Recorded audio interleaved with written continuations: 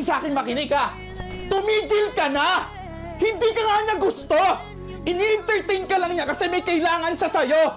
Hindi mo ba napapansin ha? Na sweet lang siya sa'yo pag may kailangan siya. Pero pag wala na ano, hindi ka niya pinapansin. Sinasayang mo lang yung mga effort mo na binibigay sa kanya. Matalino ka naman tao eh.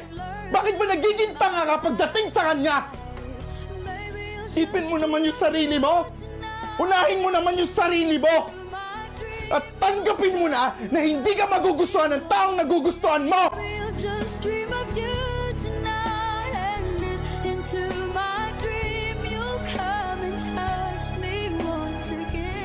Yan ang hirap sa inyo. Puro kayo akala. Akala nyo okay lang ako? Akala nyo masaya lang ako? Akala nyo madami akong pera? Pues akala nyo lang yung lahat. Kasi ang totoo, hindi ako okay. Hindi ako masaya. Wala na akong pera kasi... Alam mo na, lasing ka na. Wala tayong magagawa, lasing ka na. Batadan, batadan, batadan, batadan. Alam mo na, lasing ka na. Wala tayong magagawa, lasing ka na. Batadan, batadan. Batadan, batadan, batadan. Alam mo na, lasing ka na. Wala tayong magagawa, lasing ka na. Batadan. Wala silang alam. Akala nila lagi akong masaya. Kasi lagi ako nakangiti. Pero hindi nila alam. Pagod na ako.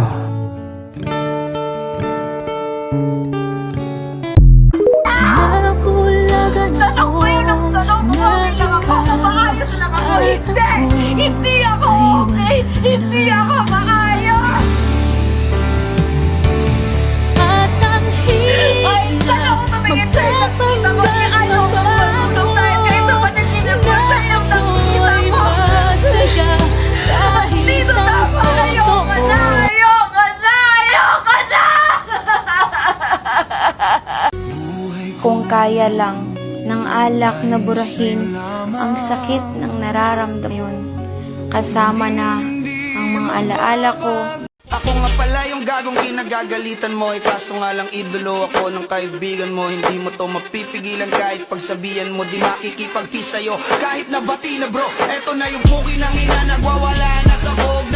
Kahit walang mariwana kung Marunong akong kumilara ng amo. Pero kapag ako ang ginagawa, mas masahol pa ako sa ulol na aso.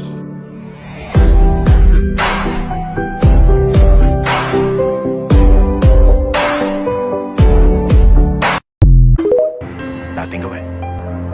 Damay-damay na. Sabay-sabay na tayong pupunta sa impyerno ng mga putang inang yan. Akala mo ba nung hiniwalayan mo ko, umiyak lang ako tapos okay na ako? Pues hindi ganun ang nangyari sa akin. Alam mo bang halos mabaliw ako? Walang araw na hindi ako umiiyak. Walang araw na hindi kita iniisip. Lagi ako nag-iisa. Hindi ako makakain. Wala na akong gana sa buhay ko. Ayaw ko nang ituloy lahat dahil hindi ko alam kung bakit iniwan mo ko. Ngayong ginawa ko naman lahat para sa'yo. Yan ang gusto kong malaman mo. Na nasira ang buhay ko nung iniwan mo ko. Good morning, mga anak sa mayaman! Wala pa rin kayong balak magsipagbangon? Napakasarap talaga ng buhay ninyo.